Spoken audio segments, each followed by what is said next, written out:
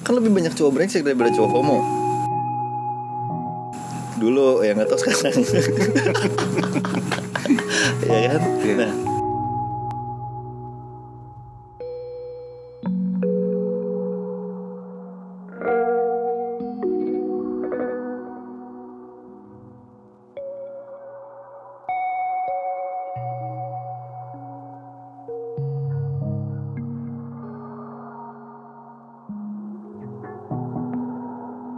Sempet gue tuh nemu atau ada di kondisi itu waktu awal nikah ya, itu gue kayak tegas gitu, dia tuh harus begini,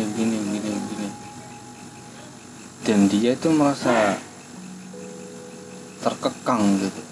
Akhirnya dia malah berontak gitu, akhirnya bikin marah kan ke kitanya kan, aku nih kita ternyata dapat istri tukang bantah gitu. jadi kita merasa seolah-olah perempuan yang sama kita itu ngebantah mulu gitu. Iya. Tapi akhirnya gue rasa ada para pegelatih ya.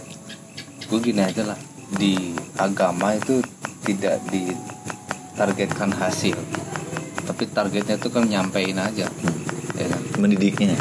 Mendidiknya itu kan bukan terus dia harus jadi, ya kan? Udah dia nggak mau tahu atau belum ini, ya udah biarin aja dulu. Gitu. Dulu tuh istri gue nggak pakai jilbab, gue nggak pernah nyuruh pakai jilbab dong. Gitu. Tapi biarin. Tapi gue sampaikan ini ada begini loh, sebetulnya kalau di Islam tuh perempuan terus tutup aurat karena begini gitu. Awalnya juga masih nggak langsung oh iya terus dilaksanakan, Ya, nggak mungkin, iya. Iya, tapi akhirnya mungkin dari lingkungan dia mikir juga mungkin. Itu mikirnya dia itu. Akhirnya dia coba pakai jilbab waktu lebaran gitu kan. Karena suasananya kayaknya cocok ya kan untuk pakai. Akhirnya dia memutuskan untuk pakai jilbab walaupun dia itu pakai jilbab belum sesuai perintah agama menurut gua. Artinya masih kayak lebih ke pengaruh lingkungan atau karena nggak enak gitu. Gue sering loh gitu. Gue kayaknya kalau gue perempuan, gue udah pakai cadar kali ini tiap hari. Karena gue merasakan. Jadi. Hah? Bisa jadi. Hah? Percaya nggak lo? Iya bisa jadi. Gue kalau gue perempuan, gue udah pakai cadar gue kemana-mana. Iya, Kenapa? Tapi lo akan jadi perempuan yang dengan nggak umum jadinya. Karena umumnya perempuan nggak berpikir kayak lo. Iya kan? Umumnya perempuan kan nggak begitu. Iya. Dia cenderung bebal ya kan? Iya. Iya kan? Gitu. Nah, karena waktu gue dulu ya di kereta di mana tuh, lagi di jalan apa di mana ngelihat di mall gitu, ada cewek pakai jilbab, pakai cadar gitu, pakai niqab gitu, gue kayak apa sih? Lebay banget gitu loh. Dan gue diajarkan bahwa salah satu sikap kejujuran seseorang itu adalah menampakkan wajah. Angkat wajah lo tinggi-tinggi, tunjukkan siapa diri lo. Gue tuh diajarkan begitu. Nah, ketika ada satu kondisi di mana gue menemukan itu awal-awal lah, pertama-tama kayak, terus orang gimana mau tahu lo gitu. Laki-laki itu kan melihat dari fisik. Yang gue sebohong gitu, ngapain bohong? Laki-laki itu melihat perempuan itu dari fisik. Dan ini mengukur dari situ ketertarikan laki-laki terhadap perempuan. Gitu. Nah, akhirnya gue sering skeptis sama perempuan-perempuan yang bercadar dulu tuh. Sampai gue umroh. Gue ngeliat perempuan-perempuan di sana yang semuanya pakai cadar gitu kan. Timbul tuh rasa penasaran gue. Orang-orang Pakistan gitu kan, matanya gila. Matanya tuh membius, boy. Baru tatapan matanya tuh udah membius gitu. Gila ya dalam hati gue nih, orang kalau dibuka kayak apa cantiknya. Sumpah itu. Udah mana gue kagak pernah meleset ngeliat cewek yang cantik. Maksudnya gue tahu lu cantik gitu. Nah, di situ gue mikir, oh kalau nih orang ngebuka cadarnya nih, hilang konsentrasi gue, buyar. Jadi fitnah. Jadi fitnah akhirnya, jadi ujian. Iya. Nah, di situ akhirnya gue melihat keistimewaan wanita di dalam ketertutupannya. Iya. Dan alhamdulillahnya gue bersyukur, gue alhamdulillah gue itu bisa dibilang pencemburu Gong. Iya, harus Gitu. Yang mana kalau lu punya gue, ya lu punya gue. Gitu. Ya gue laki-laki nih. Gue tahu laki-laki yang mungkin kayak gini lah. Orang kan bilang cowok itu kalau nggak brengsek nanti dia homo. Ya kan gitu kan ya. Nah, kan lebih banyak cowok brengsek daripada cowok homo. Dulu ya nggak tahu sekarang. Ya kan. Iya. Nah, ya berarti gue termasuk cowok Victor, cowok-cowok pikiran kotor. Iya. Karena gue nggak homo. Nah, nah di sini, ya cowok homo juga Victor juga. iya, Tapi lain. tapi lain. Victornya lain. Orientasinya. Oh, gitu. Nah jadi gue kan sering banget menemukan peristiwa-peristiwa atau kondisi tuh Bang. Nambah nggak kopinya? Lo ada lagi? Masih ada, tenang aja. Iya. Lo lah. Nah, gue sering banget menemukan peristiwa situasi-situasi di mana laki-laki itu sering membicarakan hal-hal yang gak etis di tempat umum, termasuk membicarakan perempuan. Ya kan, kadang ngomongin secara fisik, ngomongin apa gitu. Nah, gue juga nggak nyaman Gong ada di dalam satu perkumpulan yang ada di dalam pembicaraan seperti itu. Akhirnya gue jadi tahu lebih banyak laki-laki yang suka membicarakan seperti itu di luar, dan bagaimana ketika gue punya pasangan. Gue nggak mau pasangan gue menjadi objek-objek pembicaraan. Iya. Gitu kan. Akhirnya rasa cemburu gue tuh jadi lebih tinggi dan mencoba untuk menjaga dia dalam koridor seperti tadi, pakai jilbab misalnya, pakai baju yang sopan. Waktu itu ya, bukan sekarang. Ada lagi hadis mengatakan bahwa wanita dalam kesempurnaan sholatnya dia itu di rumah. Lebih sempurna lagi jika dia di kamar. Lebih sempurna lagi jika dia ada di dalam satu tempat yang tertutup yang hanya dia sendiri yang tahu, yang orang tidak bisa melihat dia sedang sholat atau dia beribadah atau zikir di tempat sholatnya itu. Kemudian sifat bidadari di surga itu juga begitu. Dia tidak pernah keluar daripada istananya. Dia tidak pernah keluar dari rumahnya. Dan bidadari yang memang Allah sediakan itu memang tidak pernah keluar dari kemahnya kan. Gitu. Mereka selalu ada di situ. Sifat perempuan yang ideal lah.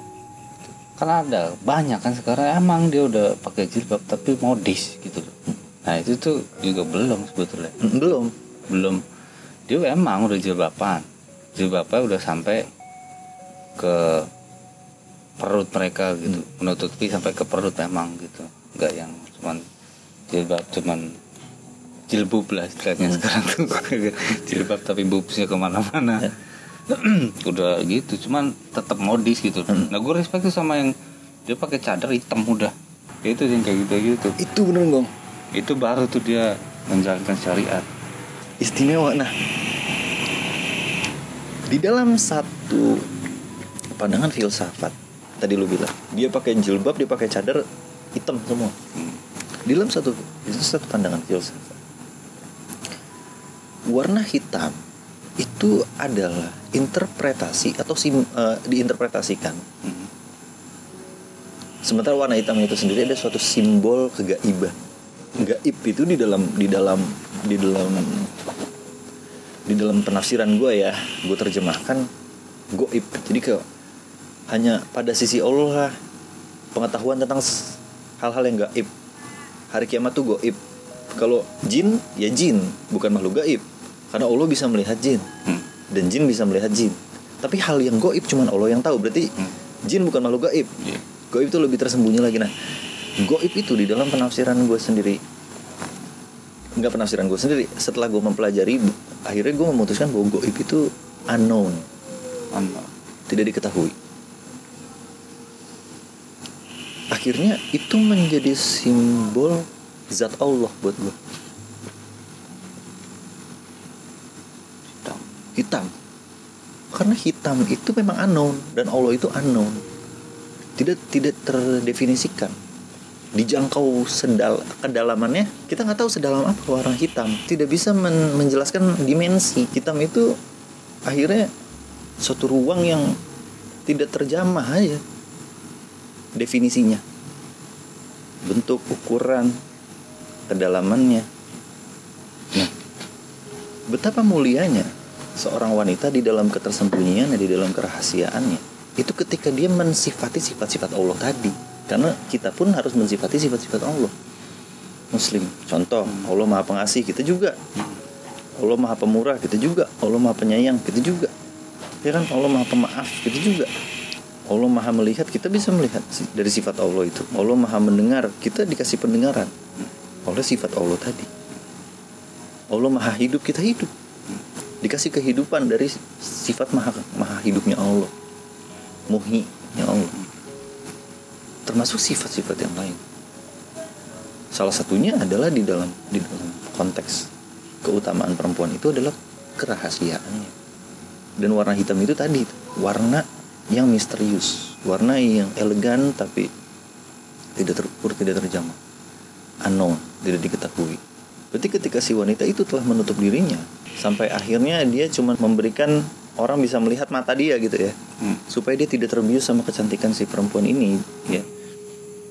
Dan dia ditutup sama tadi tuh kain hitam. Itu udah betul-betul simbol kerahasiaan.